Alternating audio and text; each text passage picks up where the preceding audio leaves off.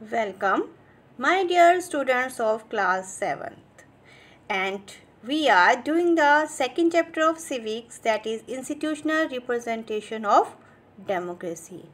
And we have studied so far, that is universal adult franchise क्या होती है and what is the significance of universal adult franchise, इसके बारे हमने last video में study किया था. And what we are going to study in this video we are going to study our election system. Elections क्या होते हैं इसके बारे में हम स्टडी करेंगे. इलेक्शंस क्या होता है कि इलेक्शंस एक ऐसा प्रोसीजर है जिसके थ्रू हम अपने रिप्रेजेंटेटिव को चूज़ करते हैं.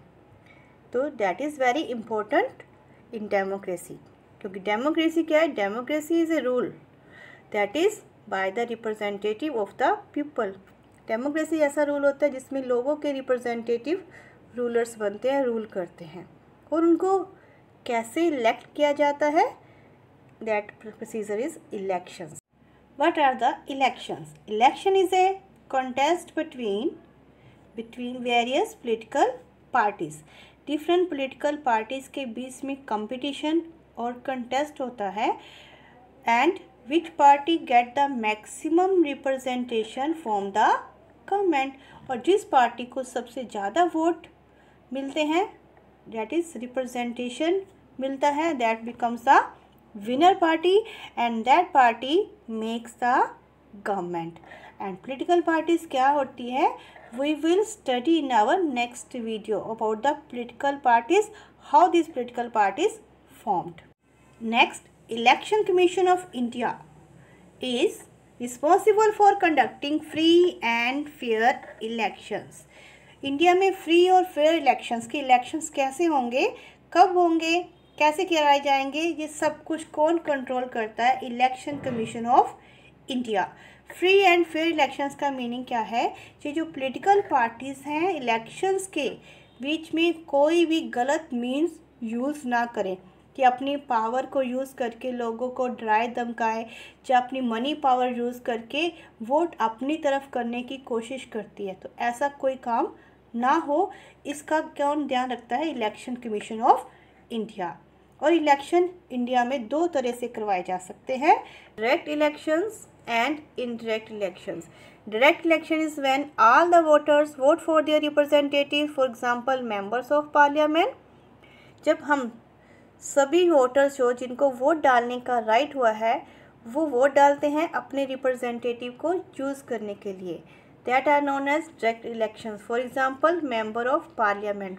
जब हम लोकसभा के इलेक्शंस होते हैं या स्टेट लेजिस्लेटिव के इलेक्शंस होते हैं तो सभी वोटर्स उसमें वोट डालते हैं. या फिर पंचायत के इलेक्शन, म्यूनसिपैलिटी के इलेक्शंस होते हैं तो these type of elections are known as direct elections. And what is mean by indirect elections is when the elected representative votes on the behalf of the voters. For example elections of president. तो इसमें क्या होता है कि सभी लोग vote नहीं डालते, जो रिप्रेजेंटेटिव होते हैं लोगों ने चूज़ किए हुए वो लोग वोट डालते हैं. जैसे लोकसभा के मेंबर्स, लेजिस्लेटिव असेंबली के मेंबर्स वोट डालते हैं और प्रेसिडेंट का इलेक्शंस होता है. That is known as indirect elections. Clear? Next, types of elections. अब हमारे इलेक्शंस कितने तरह के होते हैं? There are 3 types of elections: general elections, mid-term elections and by-elections. General elections क्या होते हैं? These are held after the expiry of regular term of Lok Sabha और state legislative assembly. कि हमारी इंडिया में जो लोकसभा या स्टेट लेजिस्लेटिव असेंबली के जो मेंबर्स होते हैं 5 years के लिए चूज़ किए जाते हैं. जब 5 years एंड हो जाते हैं तो दोबारा इलेक्शंस कराए जाते हैं नई गवर्नमेंट चूज़ करने के लिए. जब पूरे टाइम पीरियड के बाद इलेक्शंस होते हैं, these are known as general elections. Clear? Second, mid term elections. Mid-term elections are held as a consequence of dissolution of Lok Sabha or State Legislative Assembly before the expiry of its term of 5 years. अगर आपकी लोकसभा या state legislative assembly 5 years से पहले dissolution means बंद कर दी जाती है किसी भी कारण से, तो इलेक्शंस दोबारा होते हैं 5 साल के पहले, टर्म ख़त्म होने से पहले. तो this type of election is known as mid term elections. Clear? Next third one is by election.